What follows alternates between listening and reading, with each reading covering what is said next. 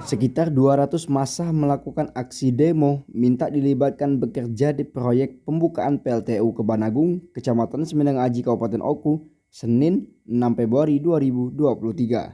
Aksi massa dipusatkan di kantor Camat Semindang Aji yang dikawal oleh Kepala Desa Tubohan Jimmy Karsa dan Kepala Desa Kebanagung Ide Aryoni. Perwakilan massa diterima di ruang rapat kantor Camat Semindang Aji. Hadir juga dari PT SSP Sumbangsel Energi Sakti Pewali, PLTU Kebanagung, Pembangkit Jawa Bali Gunawan Ihsan dan Noprizal, Camat Semindang Aji M. Haris Suryadi Putra SH, Kabak Ops Polres Oku, Komisaris Polisi Liswan Nur Hafiz, Kapolsek Semindang Aji Ibtu Wahyudin MSI, Kasat Intel AKP Hendri Antonius, dan Ramil 40301 Pengadonan Kapten Infantri Hasan Jabar Tanjung. Dari perwakilan massa, Pirly Aditya mendesak 10 pemilik lahan untuk wakilnya yang sudah menyerahkan lahan ke PLTU agar dipekerjakan minggu ini juga. Karena ini urusan perut lahan sudah diserahkan, namun pemilik lahan belum mendapat pekerjaan untuk menghidupi keluarganya. Jadi, selaku perwakilan dari perusahaan, kami ingin surat kuasa yang diserahkan oleh pemilik kepada perwakilan perusahaan yang telah menghadirin kami di sini. Kalau sekedar oknum, kami tidak bisa mengambil kesimpulan.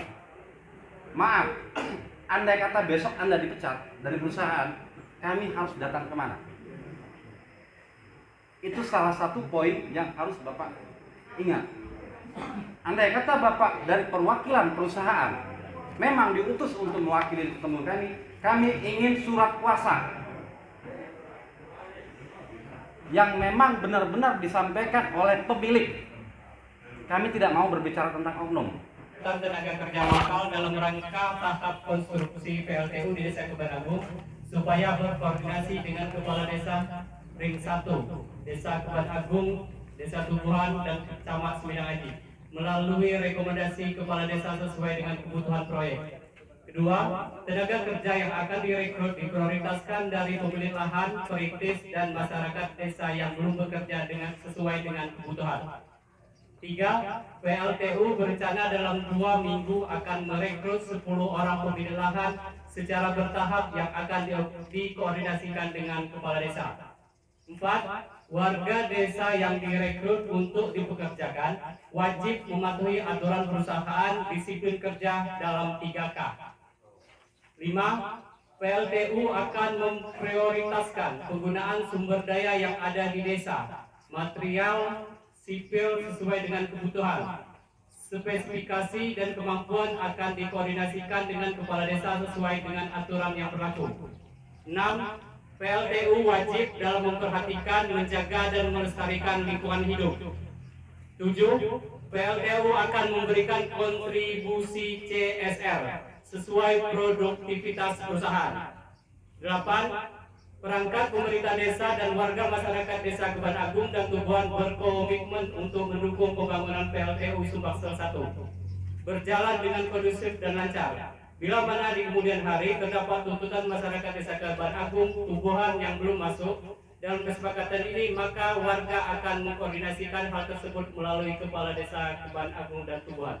Penyerapan tenaga kerja itu kami sampaikan bahwa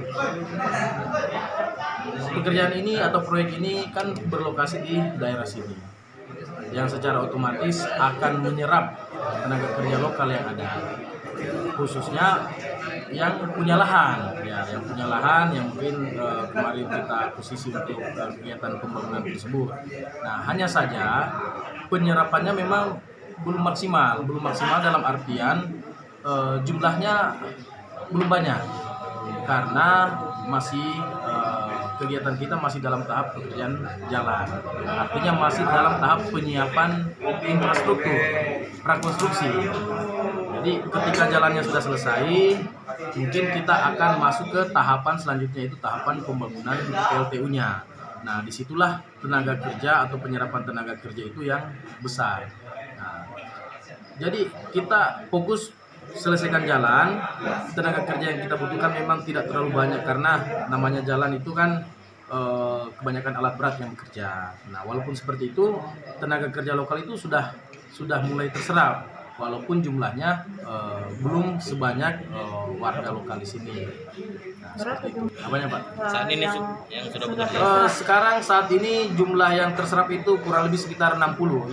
Itu kan tiap saat bertambah terus. Jadi dari awalnya itu mungkin hanya 5 orang, terus bertambah jadi 10, dan sampai sekarang per hari ini itu kurang lebih sekitar 60 orang tenaga kerja lokal. Jadi presentasi pekerjaan kita atau kapan kita mulai seperti itu. Nah, ketika pekerjaan utamanya kita mulai, nah itu kan kita akan merekrut sebanyak-banyaknya tenaga kerja, karena volume pekerjaan itu kan sejalan dengan kebutuhan tenaga kerjanya seperti itu.